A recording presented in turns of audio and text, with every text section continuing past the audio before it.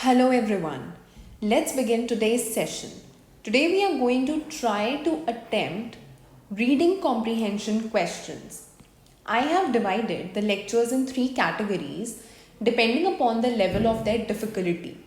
This is LOD 2, that is level of difficulty 2. Here we are going to solve two passages. In the first passage, we are going to read the passage first and then we will go and solve the questions. And in the second passage, we are going to read the questions first and then the passage, and then we will try attempting the question. So without further ado, let's begin with passage first. So passage 1. Let's read it. Astrologers habitually prone to goof ups now have an excuse for why their predictions have been going haywire. The emergence of newer and newer planets that have caused their calculations to awry. For the international team of astronomers who recently discovered 8 new planets, the arrivals are, however, a cause for excitement. Indeed, even as the rest of the world continues to be consumed by a morbid passion for shiny new war machines, deadly chemicals, and sinister war tactics, astronomers have been doggedly searching the heavens for more heavenly bodies in the belief that the search will take us closer to a more exalted goal, that of knowing the truth about us and the universe. Reality is much bigger than it seems. The part we call the universe is the merest tip of the iceberg. One scientist remarked, "How true. In the beginning, skeptics wouldn't accept that the earth actually moves, let alone that it revolves around the sun, because of an unshaken belief that earth was the center of the universe. We have come a long way. Today, scientists have spotted nearly 80 extra solar planets using sophisticated instruments. What's more, our universe may not be the only universe in the cosmos. There could well be several parallel universes teeming with many galaxies, solar systems, and planets. Although none of this may be perceptible to the naked eye. Perhaps sages who say that truth is not easily perceptible mean just this: what is evidently before us is not the whole truth. Scientists saying that everything in the tangible universe has its shadowy counterpart in the other parallel universes. In fact, it is by observing the play of cosmic light and shadow through powerful devices that scientists have been able to feel shapes or see shadows that indicate the existence of other heavenly bodies without actually seeing them. The international team of scientists involved in the present discovery conducted their search through telescopes in Australia, Belgium, UK, and US. Two of the newly discovered 8 planets are believed to have a circular orbit very like the Earth's, while the others have well-defined elliptical orbits much like the Pluto's. This is significant because a planet with a circular orbit would more likely be hospitable to life forms than would be an elliptical orbit one. In the latter, the planet experiences extreme temperature depending on whether it's proximate to or distant from the energy giving star it's circulating. As in the case of other recent discoveries, such as finding traces of microbes in the meteoroid, this too strengthens the belief that we're not alone in the universe. So, would be exchanging intergalactic emails soon? Perhaps not as yet, given that our closest neighboring galaxy is millions of lights away years from us. What is within our immediate grasp, though, is exploring the viability of establishing human settlements in space, an endeavor that has assumed urgency, what is biological terrorism, and the life threatening humankind on Earth. As Stephen Hawking recently said, I don't think the human race will survive the next 1,000 years unless we spread into the space. There are too many accidents that can befall life on a single planet. So here, we have read the passage. So let's do the questions now. Question number 1. According to the author's belief, it can be inferred that all the following are not true except it's unlikely that the human race can survive the next 1,000 years. It seems quite likely that the human race can survive the next 1,000 years. Accidents will wipe out the human race from this planet by accidents within the next 1,000 years. Earth is the only planet with life. The age of the human race is 1,000 years. So the answer is A. It's unlikely that the human race can survive the next 1,000 years. This is what the passage said, right? Question number 2. According to the passage, it can be inferred what? Finding traces of microbes in a meteoroid proves the existence of life on other planets. Finding traces on microbes in a meteoroid converted the belief into the truth that we are not alone in the universe. Finding traces of microbes in a meteoroid would make it possible to exchange galactic emails in future. Finding traces of microbes in a meteoroid made us think about exploring the viability of establishing human settlements in space, and none of this can be inferred. So answer is going to be D, that is finding traces of microbes in a meteoroid made us think about exploring the viability of establishing human settlements in what? Space. Question number 3. According to the passage, it can be inferred what? A planet with a circular orbit is more likely to be hospitable to life than would one with an elliptical orbit because the latter experiences very low temperatures. A planet with a circular orbit is more likely to be hospitable to life form than would one with an elliptical orbit, since the latter is proximate to the energy giving star. It's circulating, circumambulating. A planet with a circular orbit is more likely to be hospitable to life forms than would one with an elliptical orbit because the latter experiences extreme temperatures, both A and C, A, B and C.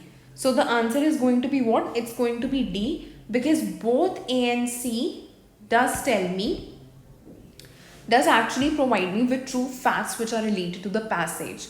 So here the answer is going to be option number D. So let's move to another question. The next question says, according to the passage, we can infer that parallel universes are half-truth and half-truth is not perceptible. Parallel universes are not easily perceptible because they are not the whole truth. Parallel universes are not easily perceptible and what we perceive is not the whole truth.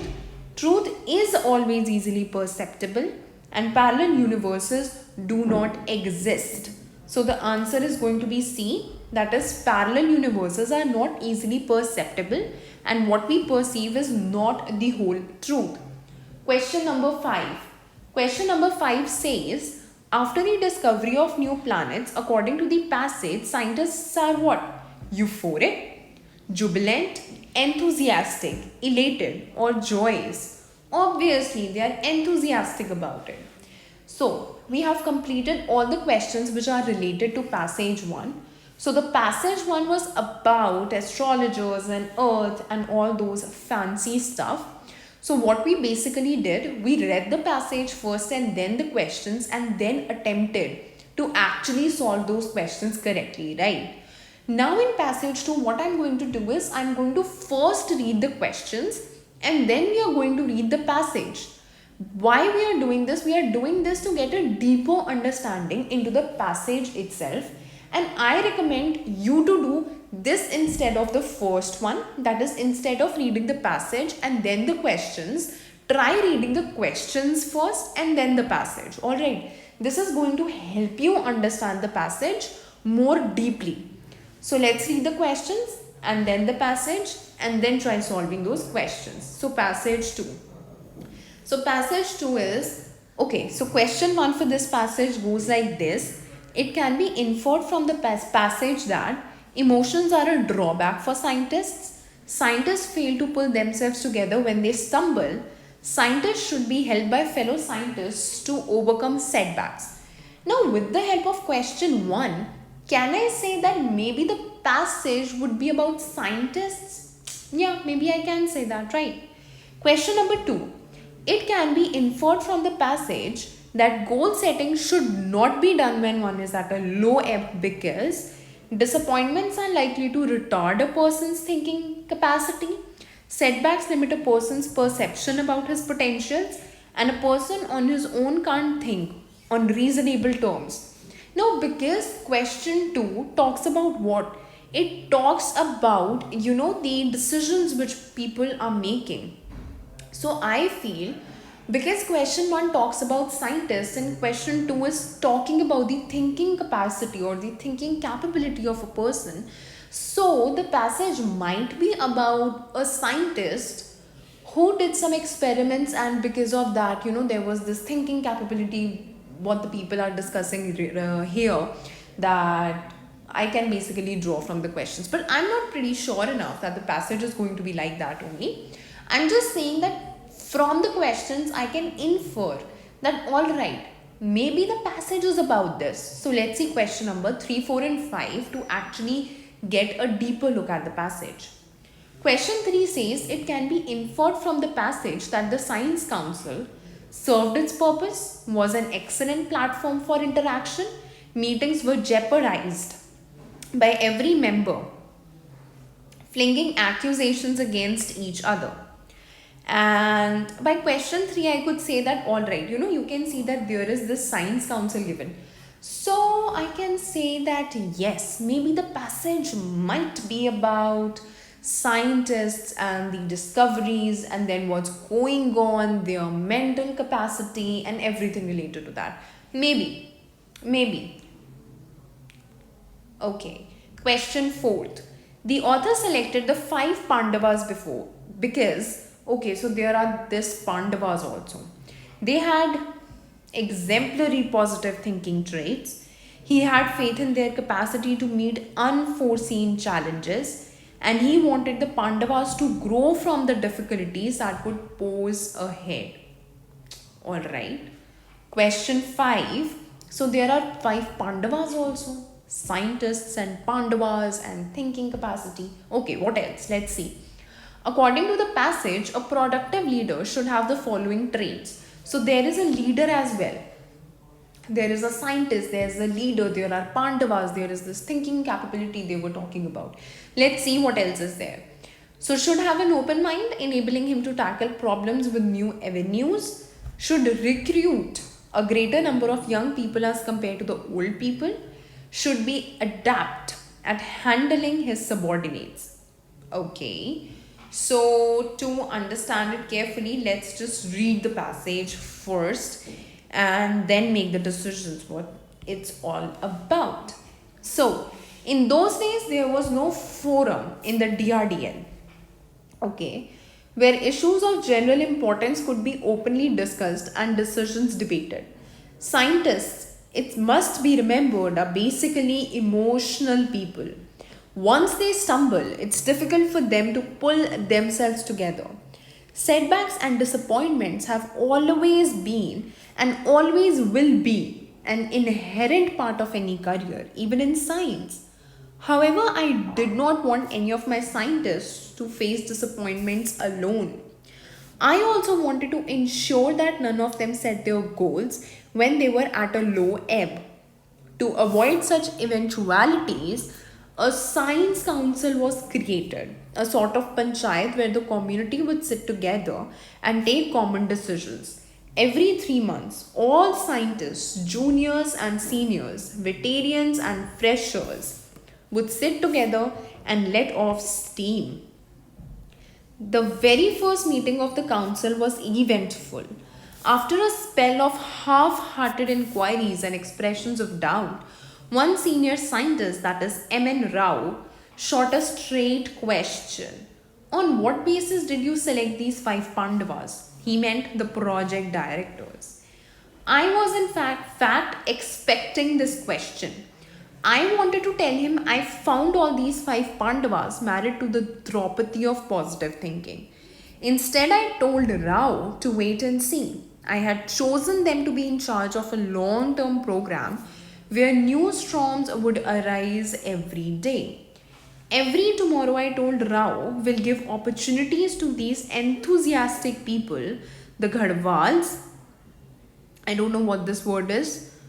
Prahlads, okay, Prahlads, Iyer, and Sarsvats, okay, to gain a fresh perspective of their goals and a strong hold on their commitment. I have actually underlined the words in a very wrong manner that I'm not able to read it, so I won't do that now, okay. What makes a productive leader? In my opinion, a productive leader must be very competent in staffing. He should continually introduce new blood into the organization. He must be adept at dealing with problems and new concepts. The problems encountered by the R&D organization typically involve trade-off among a wide variety of known and unknown parameters. Skill in handling these complex entities is important in achieving high productivity. The leader must be capable of instilling enthusiasm in his team. He should give appropriate credit when it's due, praise publicly, but criticize privately. One of the most difficult questions came from a young scientist. How are you going to stop these projects from going the devil's way? I explained to him the philosophy behind IGMDP. It begins with design and ends in deployment. The participation of the production centers and user agencies right from the design stage had been ensured, and there was no question of going back till the missile systems had been successfully deployed in the battlefield. While the process of forming teams and organizing work was going on, I found that the space available at DRDL was grossly inadequate to meet the enhanced requirements of IGMDP. Some of the facilities would have to be located at a nearby site. The missile integration and checkout facility built during the Devil phase consisted only of a 120 square meters shed thickly populated with pigeons. Where was the space and the facility to integrate 5 missiles which would arrive here shortly? The environmental test facility and the avionics laboratory were equally cramped and ill-equipped. I visited the nearby Imarat Kancha area. It used to be the test range for anti-tank missiles developed by DRDL decades ago. The terrain was barren. There were hardly any trees and dotted with large boulders typically of the Deccan Plateau. I felt as if there was some tremendous energy trapped in these stones. I decided to locate the integration and check out the facilities needed for the missile projects here. For the next 3 years, this became my mission. So here we end with the passage. I was literally, for the second half of the passage, I think I was reading so slowly and trying to actually understand what the passage is all about. I was literally giving so many pauses, I feel, to understand each and every word which was given in the passage. Never mind, this is exactly what you need to do. You have to stop, reflect and process whenever you are reading RCs. Alright, whenever you are practicing, just stop, okay, and process whatever is going on. This is how you will build the understanding and the capacity to actually comprehend. Okay, so let's do the questions. I think we people now understand the passage. Alright, it was simple. It was a pretty simple and interesting passage. So let's do the questions. Question number 1 says, it can be inferred from the passage what? Emotions are a drawback for scientists. Scientists fail to pull themselves together when they stumble. Scientists should be helped by fellow scientists to overcome setbacks. Obviously, it's D because third and first both are right. Yes? Okay, question number 2.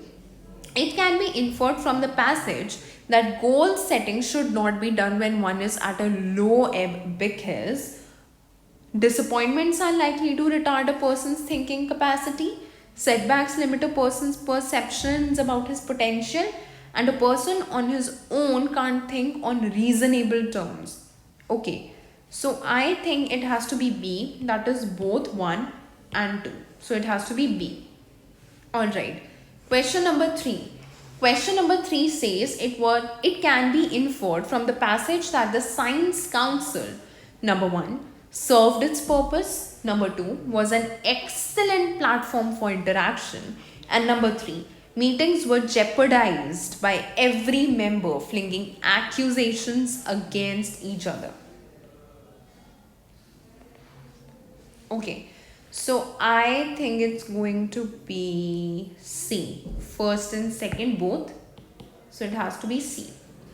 Question number 4. Question number 4 says the author selected the 5 Pandavas because number 1, they had exemplary positive thinking traits. Number 2, he had faith in their capacity to meet unforeseen challenges. Number 3, he wanted the Pandavas to grow from the difficulties that could pose ahead. So I think for 4 it has to be C. So question number 5. Question number 5 says, according to the passage, a productive leader should have the following traits. What traits should that leader has?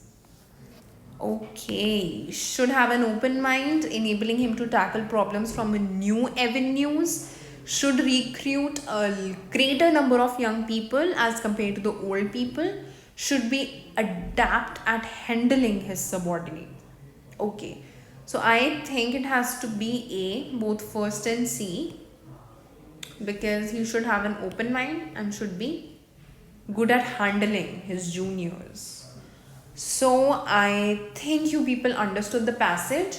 So we did 2 passages. In the first one, I read the passage, then we solved the questions. And in the second one, we read the questions first and then the passage and then solved the questions. I would prefer to opt for the other way, that is the second way. Well, at the end of the day, it's your choice to do whatever you want, whether you like first thing or you like the second one, whether you like the way I solved the first passage or you like the way I solved the second one. So it's up to you. At the end of the day, it's your comfort, it's your way of doing things. So I hope you people understood some of the questions of RC. I hope they were interesting. I would recommend you to go to EduRev's website and check out tremendous, amazing and extraordinary stuff which is available there, and just go and practice more and more. Thank you very much. Have a good day.